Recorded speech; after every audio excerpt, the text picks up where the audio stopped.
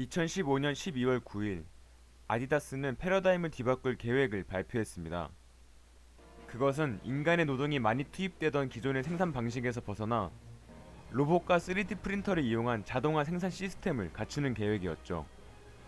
스피드 팩토리라고 불리는 아디다스의 새로운 공장에서는 투입되는 인간의 노동력은 100분의 1로 줄어들게 되고, 그럼에도 생산력은 기존보다 4배가 증가됩니다. 이뿐만 아니라 스피드 팩토리에서는 3D 프린터를 이용하여 개개인의 고객들이 자신의 취향에 맞게 주문한 신발을 5시간 만에 완성할 수 있습니다. 기존 공장에서는 최소 몇 주간의 시간이 걸린다는 것을 고려하면 이것은 놀라운 생산성이고, 또 구매자가 스스로 디자인한 신발을 신을 수 있다는 점에서 혁신적입니다. 아디다스의 스피드 팩토리는 미래 산업의 대표적인 예입니다. 기술이 인간의 노동을 대체하는 시대, 미래에서는 어떤 변화가 일어나게 될까요?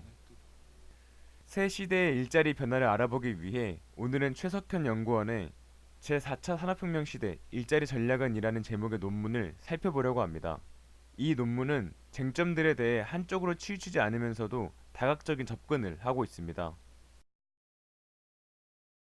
기술의 발전은 우리의 사회, 경제적 질서를 바꿔왔습니다. 그래서 우리는 새 시대의 변화를 산업혁명이라는 이름으로 불러왔던 것이죠. 그렇다면 제4차 산업혁명 시대의 우리는 어떤 사회 경제적 변화를 맞이하게 될까요? 일자리 변화의 대표 연구자 프라이와 오스본은 2013년 연구에서 미국의 직업 중 47%가 10년에서 20년 사이 자동화될 것으로 예측했습니다. 그리고 OECD의 2016년 보고서에서는 OECD 21개국 일자리 중 약 9%가 자동화될 것으로 예측했죠. 또한 2016년 진행됐던 WEF의 기업 경영자 설문조사 보고서에서는 2020년까지 약 510만 개의 일자리가 감소될 것으로 보았습니다. 지표마다 차이는 있지만 대부분의 연구에서는 일자리 감소를 예측하고 있습니다. 하지만 중요한 것은 일자리 감소는 단순히 직업이 사라지는 것만을 뜻하지 않는다는 점입니다. 다가오는 미래에는 노동의 개념이 바뀔 것으로 예상되고 있는데요. 그 이유는 일자리 확대, 복지 재원 충당, 저소득층 고용복지 지원, 경제성장, 다시 일자리 확대로 이어지는 3차 산업혁명 시기의 고용복지 선순환 전략이 4차 산업혁명 시기에는 급격한 일자리 감소로 유지되지 못하기 때문입니다. 발전된 산업기술의 등장으로 노동 비례 소득의 의미가 사라질 가능성이 높아지면서 4차 산업혁명 시대에는 일과 복지의 분리라는 새로운 패러다임이 등장했습니다. 그래서 선진국들은 기본소득제가 어떤 결과를 내는지 알아보기 위한 실험을 진행하고 있죠.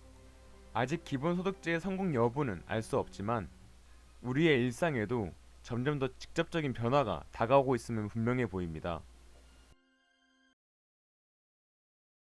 미래 일자리에 대한 긍정론과 부정론은 각각 설득력 있는 주장을 내놓고 있습니다.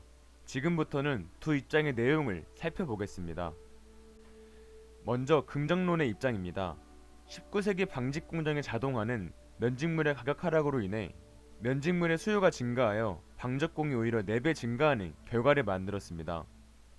또한 20세기 말 PC의 보급으로 사무 자동화로 일자리가 사라질 것으로 예측했지만 오히려 PC와 관련된 다양한 직종의 일자리가 생겨났습니다.